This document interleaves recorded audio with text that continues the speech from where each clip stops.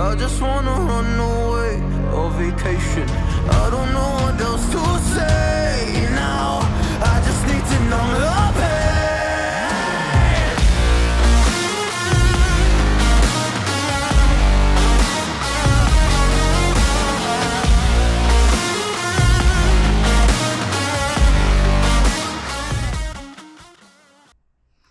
Hello my spooky friends, it is Stacy and welcome to Special Effects Makeup on a Budget. And today I'll be showing you how to do the beginning stages of a virus outbreak using only 3 products. This is a very simple and easy one to do, beginner friendly. I'll be using eyeshadow, yarn, and a little bit of liquid latex, but if you are allergic, you can use Elmer's glue and Pros-Aide to get the same result. So I hope you enjoy it and let's just go ahead and get into it.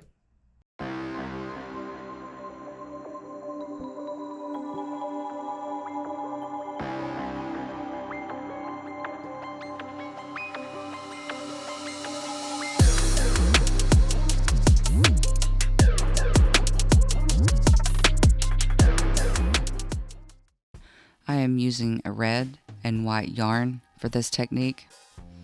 I take a piece of tape and I get the bottom secure because I need to unravel the strand, and each strand comes with 4 different ones that make up one strand in the yard. So to unravel this, to make it look a little bit more realistic, I want these smaller strands. But I found that the best way to unravel these, instead of trying to pull them apart, is to take one strand and unwind it as you go, as you see that I'm doing here with the red one. And the colors that I like to keep on hand are red and white because the white's easy to color with water, cream, or grease paints.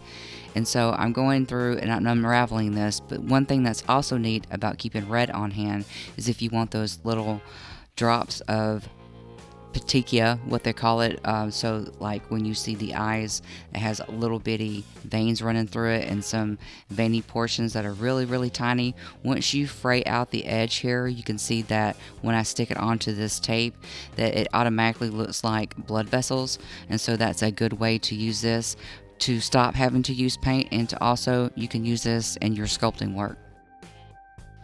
Now with the white strings, I'm going in with a blue and green eyeshadow, making sure that I have those undertones of a green vein and a blue vein. So this is a good technique to use, just to rub that through and get it onto the white. You can make it as saturated as you want to, but also I am taking a little bit of green and pushing that through as well for different undertones. Makes it look like it's really up under the skin.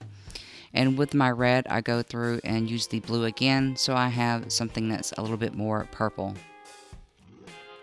For that pale skin look, I'm going in with a very light foundation, but I'm also mixing it with an LA Colors white mixing pigment. I pick up different shades of foundation, or if I happen to pick up a shade of foundation that doesn't match, I can use the color correctors of blue, orange, or white, and it does mix very well with other foundations and all kinds of foundations. So if you already have a foundation and a lot of it, try picking up some color pigments. That way you can get more use out of it for doing looks like this. Now I'm using some gray eyeshadow to contour the features of my face up under the neck, the cheekbones, carving those out and getting that over into the areas that I'm going to place more color, making sure that my lips are pale, and I darken in the sockets around the eyes.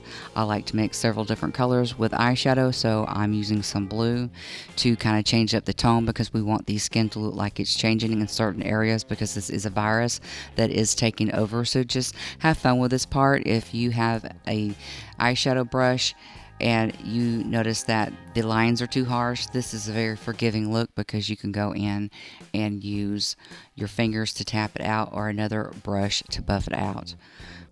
Now I am going in with the purple just into the deepest creases of my face, going back through with a contour and making sure that I get this look. It's a good practice to do the ears, around the neck, and move that a little bit more further than what your costume is. It's just a good practice to start doing.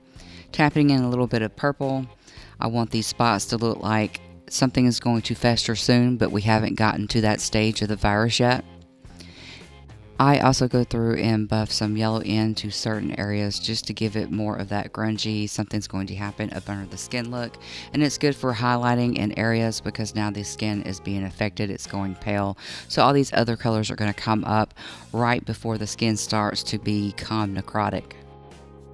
It is time to put the veins onto the skin, and using just a little bit of liquid latex, I take a sponge and tap that in to the areas that I want to come up from up under the costume I'm going to wear, the shirt I'm going to wear. And the reason why I chose liquid latex to do this technique, although liquid latex is not technically an adhesive, it has a lot of sticky properties that are there without having to wait for it to dry. So if you were to use Pros-Aide, it's a process of waiting for it to get a little bit dry and tacky, and also using something like Elmer's glue, it will take a long time for this to dry, and it has a potential to move around on the skin.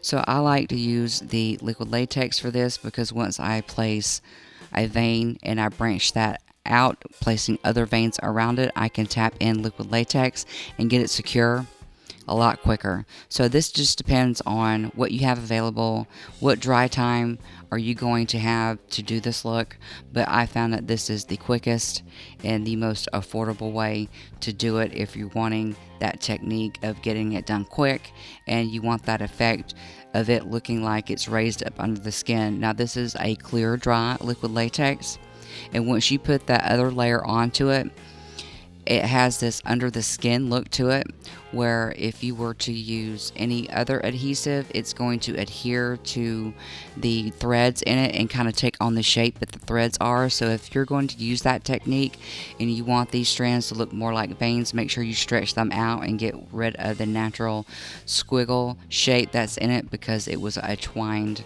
thread. So I'm just continuing to use liquid latex and going back and forth between blue and green veins at this point, fraying some out a little bit just to get a little bit more dimension, making it look a little bit different from one side to another. I do love this technique because it's very easy to do. There's no skill involved for painting, and most of the time when I do vein work, I'm using alcohol paints, and those can become expensive. So this is a good one if you're looking to save money and some time and get a real good effect of a virus outbreak.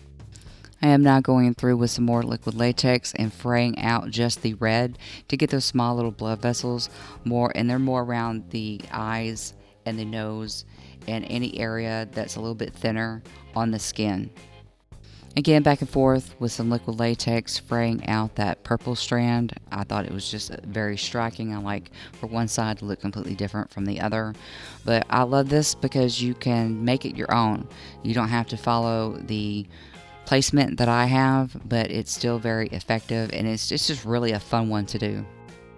And please don't forget, when you're working with liquid latex, that it will not come out of clothing and hair very easy. So use some disposable sponges, protect those eyelashes and those eyebrows if you're going to use liquid latex close to those areas.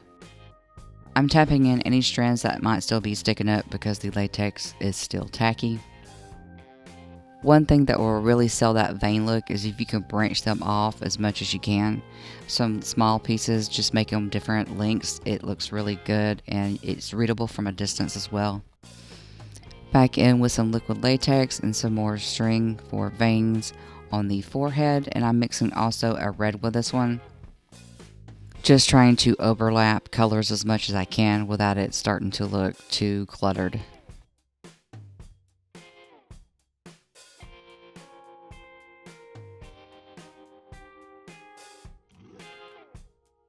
I take the red yarn and fray that out and begin to overlap these other colors, and I'm dragging that along the nose as well, because one of the things that gets necrotic first is anything with thin skin or things like the mouth that moves. So if you think about a zombie virus outbreak, what becomes necrotic is what is thin on the face and also what has the most movement.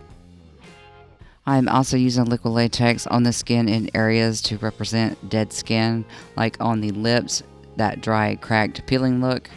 You can add as much liquid latex as you want. A good technique is to apply it, let it get tacky, press your lips together, and let it pull apart. It looks a little bit more natural.